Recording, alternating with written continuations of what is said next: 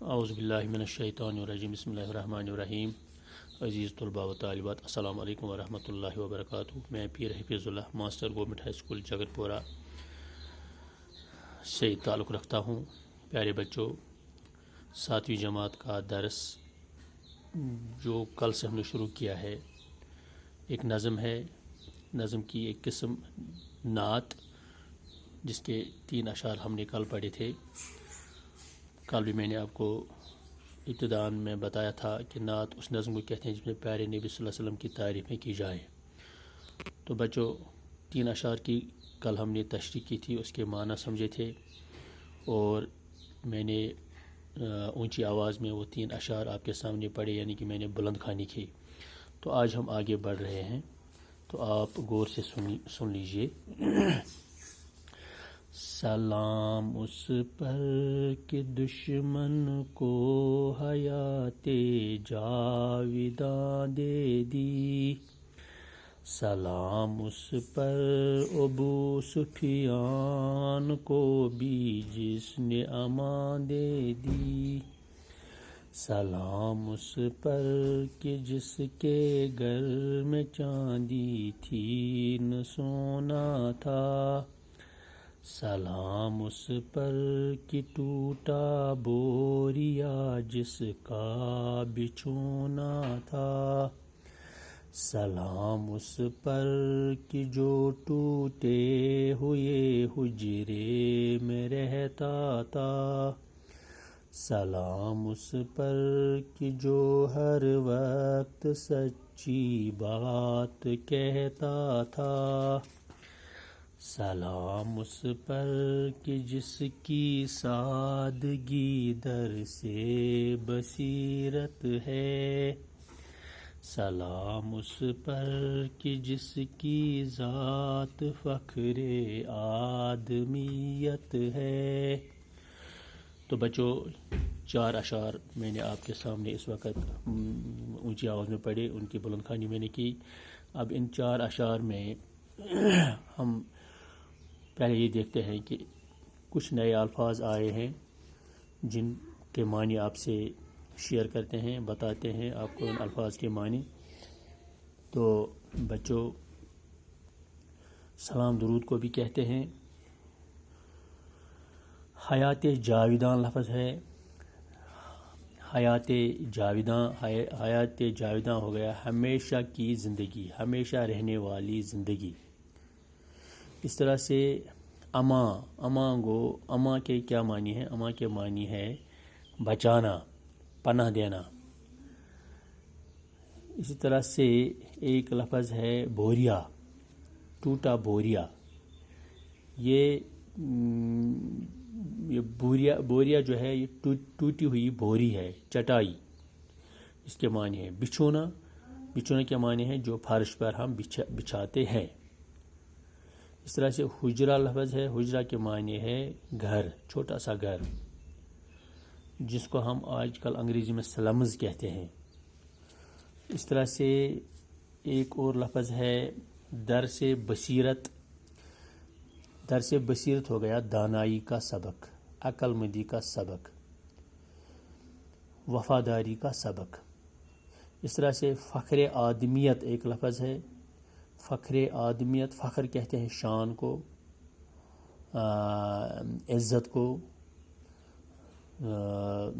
فخر آدمیت ہو گیا انسانیت کی شان، انسانیت کی شان، انسانیت کا جاہ و جلال، انسانیت کا فخر. تو بچوں، یہ چند الفاظ تھے جن کے معنی آپ کو پتہ چلا. تو اب ہم ان اشعار کی تشریح اور ترجمہ شروع کرتے ہیں.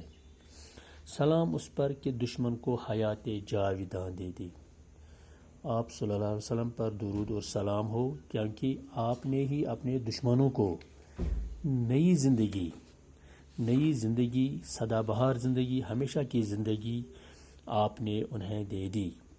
یعنی کہ وہ آپ کے دشمن تھے، جانی دشمن تھے. آپ چاہتے تو ان کا ایسا بدلہ لیتے کہ وہ ہمیشہ کے لیے زیر ہو جاتے، لیکن یہ آپ کی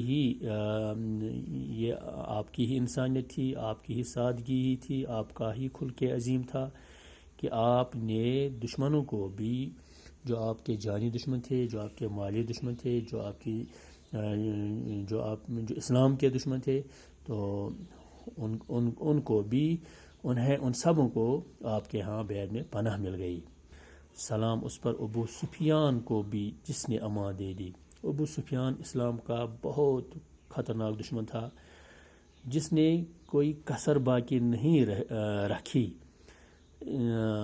اسلام کے سپاہیوں کو تاہو بالا کرنے میں، آپ صلی اللہ علیہ وسلم کو کتنا ستایا اسلام کا پرچار کرنے میں، طرح طرح کے پروپیگنڈے آپ کے خلاف کیے۔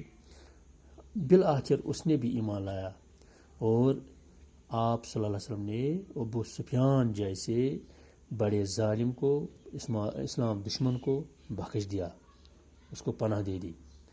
سلام اس پر کہ جس کے گھر میں چاندی تھی نہ سونا تھا۔ آپ صلی اللہ علیہ وسلم پر درود و سلام ہو۔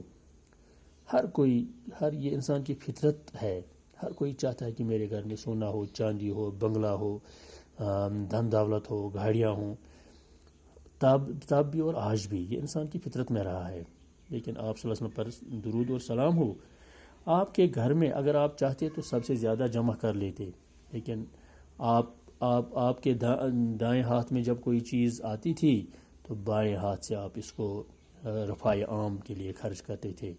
تو آپ کے گھر میں کوئی سونا نہیں رہا، کوئی چاندی نہیں رہی، بلکہ آپ بالکل نہتے خالی ہاتھ رہتے تھے۔ صبح کوئی چیز گھر میں آتی تھی، شام کو کسی عزیز و اقارب، کسی حاجت مند کے لیے بیچ دیتے تھے۔ سلام اس پر کہ ٹوٹا بوریا جس کا بچھونا تھا، یہ پیارے نبی صلی اللہ علیہ وسلم ہی تھے جو ایک ٹوٹے ہوئے بوریے پر، ایک ٹوٹی ہوئی چٹائی پر بیٹھا کرتے تھے، رات کو سوتا کرتے تھے۔ تو ایسے شاندار شخص، رحمت للعالمین، خاتم النبیین، تو یہ اس صادق و امین جیسے پیغمبر کے لیے ٹوٹا بوریا ہونا، یہ بات ہضم ہی نہیں ہوتی ہے۔ لیکن اس بات میں یہ 100% درست بات ہے کہ ان کے ہاں ایک ٹوٹا ہوا بوریا یہ بچھونے کے لیے ہوا کرتا تھا۔ سلام اس پر کہ جو ٹوٹے ہوئے حجرے میں رہتا تھا۔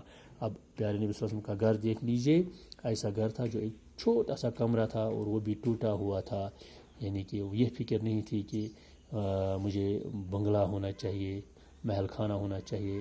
اگر محل خانہ بھی ہوتا، اگر بنگلہ بھی ہوتا، وہ بھی ان کی ذات کے لیے کم تھا، لیکن انہیں ترجیح دی ایک ٹوٹے ہوئے حجرے کو۔ سلام اس پر کہ جو ہر وقت سچی بات کہتا تھا۔ یہ بات عیاں ہے روز روشن کی طرح کہ آپ صلی اللہ علیہ وسلم کا لقب تھا صادق اور امین۔ یہ صرف اپنے لوگ ہی، صحابہ میں ہی نہیں آپ کا یہ لقب تھا، بلکہ کفار جو مشرکین تھے، کفار تھے، اسلام کے دشمن جو تھے، وہ بھی آپ کو صادق اور امین کہتے تھے۔ صادق ہو گیا سچا، امین ہو گیا امانت دار۔ یہ راست بازی اور امانت داری آپ کی رگ رگ میں بھری ہوئی تھی۔ تو آپ صلی اللہ علیہ وسلم پر درود اور سلام ہو۔ سلام اس پر کہ جس کی سادگی در سے بصیرت تھی۔ جو سادگی، جو مزاج، جو آپ صلی اللہ علیہ وسلم کا رہن سہن، جو آپ صلی اللہ علیہ وسلم کا خلق، جو آپ صلی اللہ علیہ وسلم کی عادت، جو آپ صلی اللہ علیہ وسلم کی عبادت، ہر ایک چیز میں خلوص ٹپکتا تھا، ہر ایک چیز میں وہ یہ سادگی ٹپکتی تھی۔ تو یہ سادگی اور یہ بصیرت اور یہ شاندار طریقہ یہ پورے عالم کے لیے کیا تھا؟ یہ در سے بصیرت تھی، یہ دانائی کا سبق تھا۔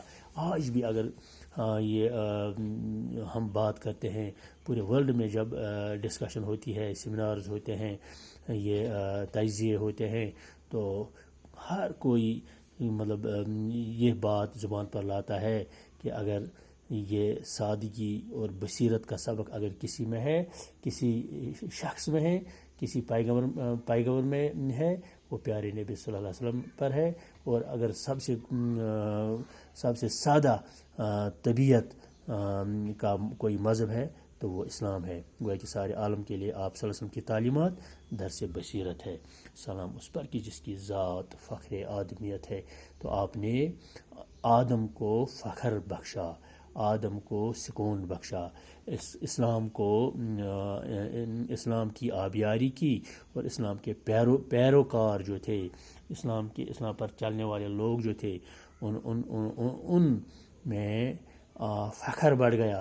اور وہ کیسے بڑھ گیا؟ آپ کے آنے سے، آپ کے چلنے سے، آپ کے وتیرے سے، آپ کے اسلام کے پرچار کرنے سے، اور یہ جو درس آپ نے دیا تھا، جو یہ طریقہ آپ نے سکھایا، اس سے پوری انسانیت کا سر فخر سے بلند و بالا ہو گیا.